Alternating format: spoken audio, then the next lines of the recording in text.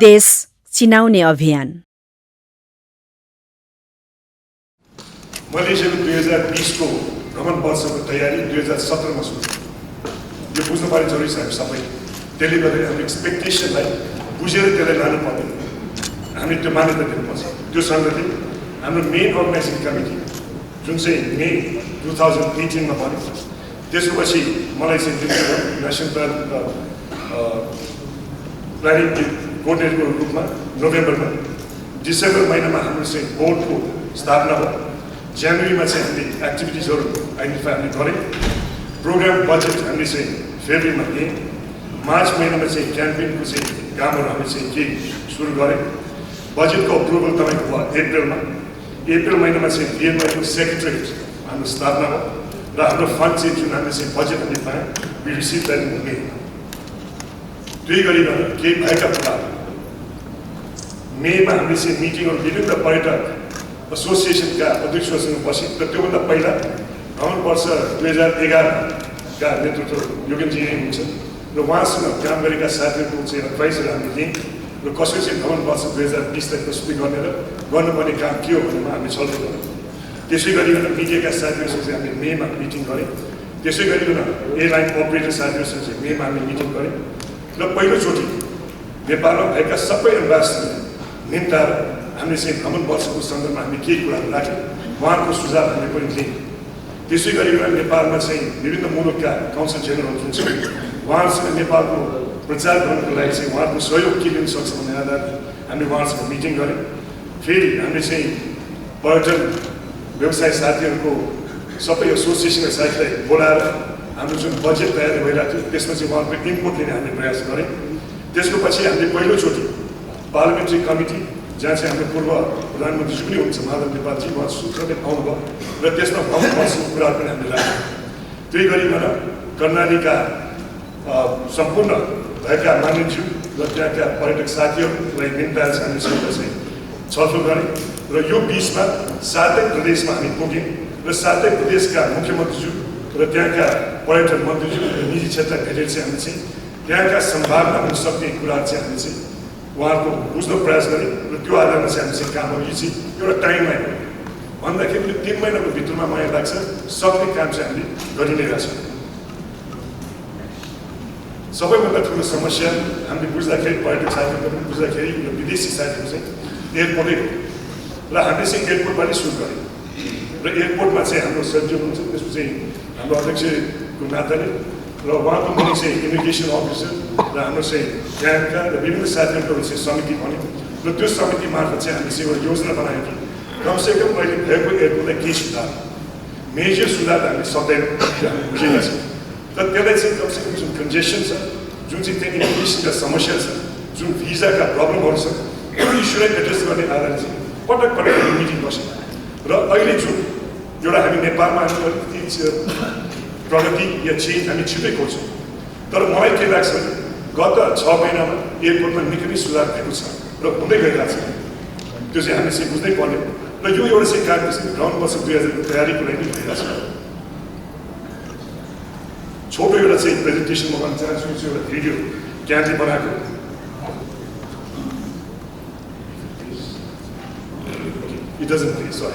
तर एयरपोर्टलाई चाहिँ अहिले चाहिँ हामी चाहिँ 30 करोडको प्रोजेक्टले चाहिँ हामीले चाहिँ एउटा ब्युटिफिकेसनको कामहरू चाहिँ त्यहाँ सुरु हुँदैछ र साथसाथै जुन चाहिँ अहिले डिपार्चर हलको चाहिँ तयारी हुँदैछ। अहिले एक्सटेन्सन वेले गर्दाखेरि एयरक्राफ्ट ल्यान्डिङ गर्नुको लागि चाहिँ त्यो बन्दोबस्त भइरहेछ र अहिले डोमेस्टिक एयरपोर्टमा केही सुधार हुँदैछ, त्यसको टेन्डर आह्वान भइसकेको छ र अहिले कन्जेसनलाई चाहिँ हामीले चाहिँ हेरेर चाहिँ मेन गर्नु खोजेको के छ भने त्यसको अलिकति ठुलो गरेको त्यहाँ चाहिँ सर्कुलेसनको लागि सुधार भन्ने आधारले अहिले हालसालै त्यो टेन्डर पनि भइसकेको छ र मलाई लाग्छ यो चाहिँ आउने वर्षमा चाहिँ तयारी हुन्छ भन्ने चाहिँ हामी आशा गर्छौँ। त्यसले गर्दाखेरि मलाई लाग्छ सबैभन्दा मूल धार एयरपोर्टै हो, किनभने नेपालको एक्सपिरियन्स र हाम्रो जुन नानी छ लाइफ टाइम एक्सपिरियन्स एयरपोर्टमा सुरु हुन्छ र एयरपोर्टमा अन्त हुन्छ। त्यो सँगै अहिले पनि म तपाईँलाई विश्वास दिलाउन चाहन्छु कि एयरपोर्टमा धेरै नै काम भइरहेको छ। अलिक बिस्तारै चाहिँ अवश्य पनि भयो तर नेपालको जुन सरकारको काम गर्ने प्रक्रिया छ लामो छ, निजी क्षेत्रले खोजेको जस्तो नहुने रहेछ। आजको भोलि भन्दामा तपाईँको टेन्डर हुँदैन, आजको भोलिदेखि सबभन्दा राम्रो र महँगोलाई दिन सक्दैन भन्ने हाम्रो आफ्ना समस्या छ। त्यसले गर्दाखेरि एयरपोर्टको सुधारमा कामहरू भइ नै रहेछ। अहिले नेपालको सन्दर्भमा हाम्रो अझ प्रचार नपुगेको भन्ने खालको आएपछि लोन्ली प्लानेटलाई हामी चाहिँ विशेष एउटा काम दिएको छौँ।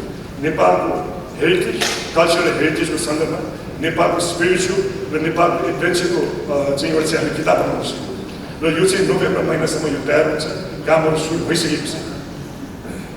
त्यसै गरिकन ट्रिप एडभाइस हामी एउटा एग्रिमेन्ट गरिसकेको छौँ र उहाँको चाहिँ एडमा because they one of the largest जुन नेपालमा काम गरिसकेको अनुभवका साथीहरूको चाहिँ हामी चाहिँ यो digital promotion destination for Nepal specially in UK, US, Russia, India र चाइना चाहिँ यो कामहरू सुरु भइसकेको छ। त्यसै गरिकन चाइनाको लार्जेस्ट यो चाहिँ डिजिटल क्याम्पेन हामी सुरु गरेको छौँ। यो उहाँहरू चाहिँ it's known as see you Nepal भन्ने कार्यक्रम। They have put $140,000 from their side, $140,000 सी चाहिँ हालेको छ भने हामीले लगभग $80,000 दिएर चाहिँ पुरा भ्रमण वर्षको चाहिँ त्यसको चाहिँ प्रमोसन क्याम्पेनदेखि लिएर चाहिँ उहाँहरू त्यसमा चाहिँ कामहरू हामी सुरु गरिसकेका छौँ। अहिले नयाँ प्रडक्ट चाहिन्छ र नयाँ प्रडक्ट्सको हामी खोजीमै छौँ र मलाई लाग्छ आजको मिटिङमा त्यसको चाहना पनि एउटा के सुझाव पास भन्ने आधारले हामीले चाहिँ नयाँ क्षेत्रमा के गर्न सक्ने र नेपाललाई पहिचान गर्न सक्ने के हो भन्दाखेरि एउटा चाहिँ माउन्टेन बाइकिङ र हाम्रो नेपालमा the deepest lodge in the world छ भने त्यसमा चाहिँ प्रधानमन्त्री मार्फतको चाहिँ काम गर्ने भन्ने खालको कुराहरू भइरहेछ। पहिलो चरणको काम भइसकेको छ।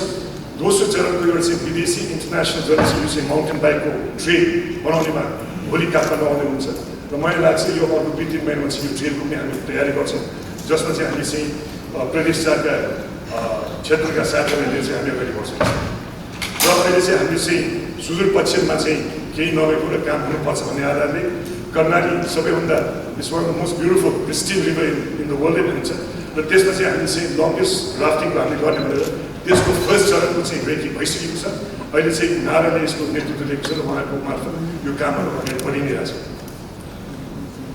तपाईँले देख्नुभयो होला लन्डनमा चाहिँ हाम्रो प्रचार सुरु भइसक्यो। लन्डन बसमा you see that we got our pictures out there already.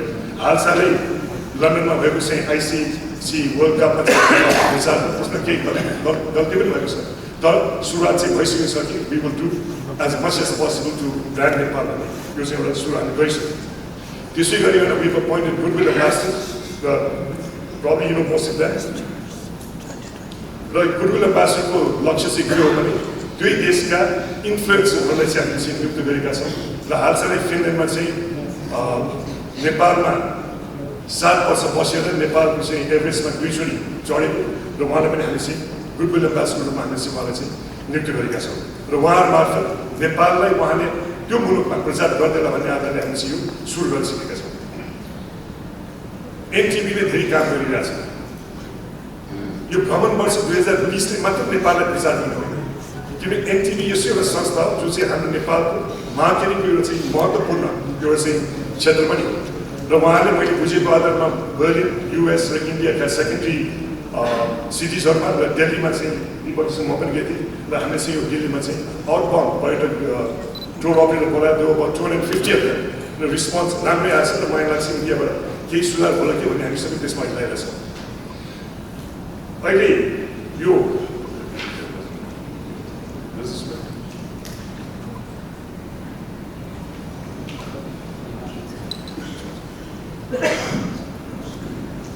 अहिले हामी चाहिँ सुरुवात नेपालमै हुनुपर्छ भन्ने आधारले चाहिँ हामीले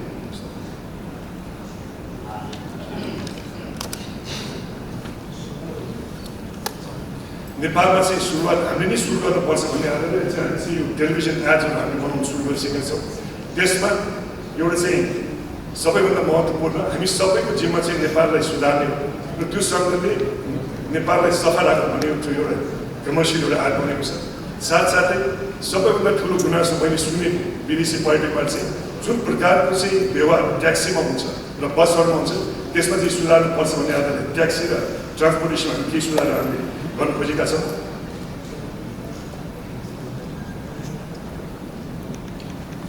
कि हामी नेपालीहरूले पहिला पर्यटनमा आउँदा चाहिँ जस्ट बी रेडी भन्ने आधार चाहिँ केही चाहिँ हामीले चाहिँ कमर्सियल बनाएका छौँ र मलाई लाग्छ यो महिनाभित्र नै यो चाहिँ आज तपाईँ विदेशमा जानुहोस्, विदेशबाट जाने चाहिँ त्यो सबैभन्दा ठुलो महत्त्वपूर्ण चाहिँ एउटा सुविधा भन्ने चिज महत्त्वपूर्ण छ। नेपालबाट लाने कि चाहिँ खुकुरी लानु पऱ्यो, आजकल त्यो पनि लानु अप्ठ्यारो छ। या नभएपछि तपाईँले हाम्रो टङ्का लानु पऱ्यो, कति टङ्का लाने त्यसले गर्दाखेरि चाहिँ अहिले हुन सक्ने these are things that we are actually making. यो बनेको चाहिँ यो स्याम्पल रूपमा there's a market for it. यो चाहिँ हामीले काममा सुरु गरिसकेका छौँ। स्पेनले, इन्डियाले, अरू मुलुकले चाहिँ आफ्नो चाहिँ एउटा चाहिँ केही एउटा चाहिँ लोगो बनाएको छ अगाडि बढ्छ। नेपालले चाहिँ हामीले येटी बनाएका छौँ। 108 7 फुट बाई 6 फुटको येटी बन्दैछ। अहिले मलाई लाग्छ we've completed about 20 of them already. र यो चाहिँ के हो भने यसको लक्ष्य चाहिँ त्यो येटीलाई चाहिँ विभिन्न हाम्रो कल्चरले रिप्रेजेन्ट गर्ने गरिकन जस्तो पावा पेन्टिङ, जस्तो मेथली आर्ट, जस्तो चाहिँ तपाईँको टङ्का होस्, विभिन्न प्रकारको आर्टले त्यसमा चाहिँ प्रदर्शन गर्ने चाहिँ यो काठमाडौँ नेपालभरि राख्ने र विदेशमा पनि हामीले राख्ने गर्ने चाहिँ हामीले चाहिँ कामहरू सुरु गरिसकेका छौँ।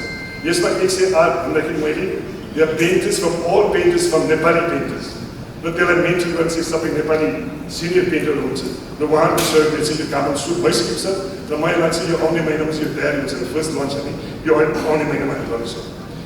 नमस्ते सेन्टरको सन्दर्भमा अहिले तपाईँ नेपालमा जानुहोस्, कोही पर्यटक आयो भने कहाँ जाने भन्ने खालको इन्फर्मेसन सेन्टर नभएको कारणले गर्दाखेरि हामीले चाहिँ 6वटा ब्याङ्क्सहरूसँग मिलेर चाहिँ यो हामीले चाहिँ हाल्दैछौँ। थमेलदेखि लिएर दरबारमा, पशुपति, बौद्ध, स्वयम्भू, भक्तपुर, ललितपुरमा चाहिँ काठमाडौँमा र बाहिर चाहिँ लुम्बिनी मेयरहरूमा उहाँहरूको चाहिँ मिटिङहरू बसिरहेको छ र मैले बुझेको आधारमा केही दिनपछि चाहिँ हामीले चाहिँ यो इन्फर्मेसन हामी पाउँछौँ। यो कामहरू पनि the designs are ready and we ready to go. यसको फन्डिङ निजी क्षेत्रले यो पैसा हाल्दैछ। Airport again I just want come back to airport. किनकि एयरपोर्टमा चाहिँ सबैभन्दा ठुलो समस्या थियो एउटा साइनेजको समस्या, त्यसको कामहरू सुरु भइसकेको छ र डिजाइनहरू प्रस्तुति भइसकेको छ, टेन्डर अवार्ड भइसकेको छ र त्यो सन्दर्भमा हामी काम गर्छौँ। बाधासँग मिलेर चाहिँ हामी चाहिँ 70 जना युवा यङ गर्ल्स एन्ड बोइज चाहिँ एयरपोर्टमा एज असियर्स फ्लाइट्सहरू आउँदाखेरि उहाँलाई चाहिँ सहयोग गर्ने आधार चाहिँ यो नेपाली प्रोग्राममा in design that we're working on र होपफुली चाहिँ 20 लाख पर्यटकका कुरा गर्छौँ र मेरो लागि 20 लाख पर्यटक महत्त्वपूर्ण हो तर त्यति महत्त्वपूर्ण होइन। किन तपाईँले नम्बर हेर्नु भने त्यो चाहिँ इभेन्टमा हेर्नु। Event this is not event, यो नेपालको नेसनल इकोनोमिक एजेन्डा हो पर्यटन हो।